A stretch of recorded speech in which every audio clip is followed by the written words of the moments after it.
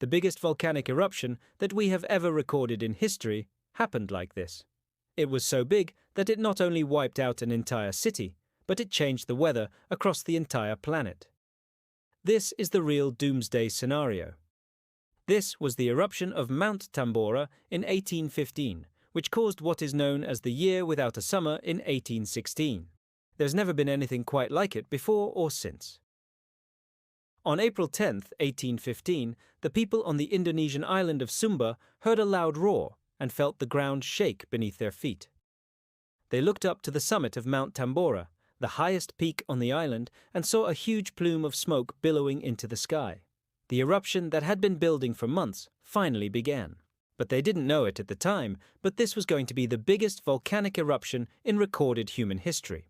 The first blast obliterated the upper half of the mountain, sending an estimated 16 cubic kilometers of material up into the atmosphere. That's around 3 times the volume of the matter that the Earth's crust has been adding since the planet formed 4.5 billion years ago. And if that doesn't sound like a lot, here's another way to put it.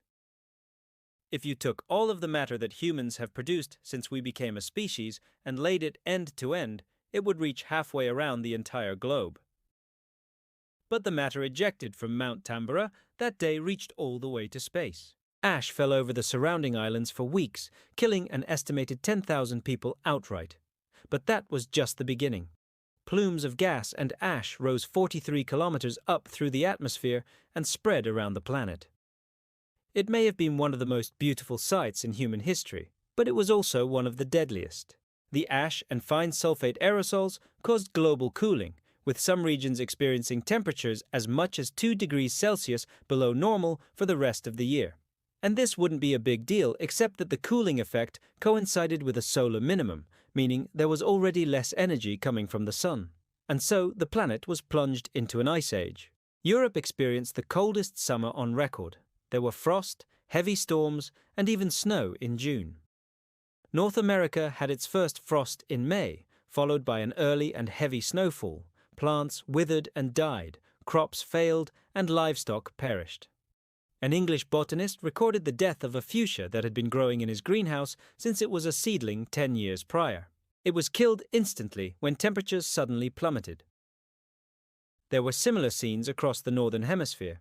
People all over the world began to panic as the temperature continued to drop and the crops continued to die. By the end of July, there were widespread food shortages. Farmers who had stored grain from the previous year were forced to use it prematurely because they had nothing else to harvest. And so, by the end of the summer, the stores were pretty much depleted. As people struggled to find enough food to eat, others grew sick. Typhoid, cholera, and dysentery swept through the starving populations and killed hundreds of thousands more. And it wasn't just people who suffered. There was a global die-off of mammals, birds, and insects. Some species were driven to local extinction, and others simply disappeared and haven't been seen since. The eruption of Mount Tambora caused the single greatest mass extinction event in history. An estimated 20% of the animal kingdom was wiped out. As 1816 gave way to 1817, the situation began to improve. Temperatures began to rise, and crops began to grow once again. But the damage had already been done. Food shortages and disease continued to ravage the populations. And it wasn't until 5 years later that the world began to return to normal. In total, the eruption of Mount Tambora is believed to have killed between 80 and 90,000 people, not to mention countless animals. It was the deadliest natural disaster in recorded human history, and it forever changed our relationship with the planet. Before Tambora, it was believed that volcanoes and climate change couldn't be related. After Tambora, no one ever doubted it again.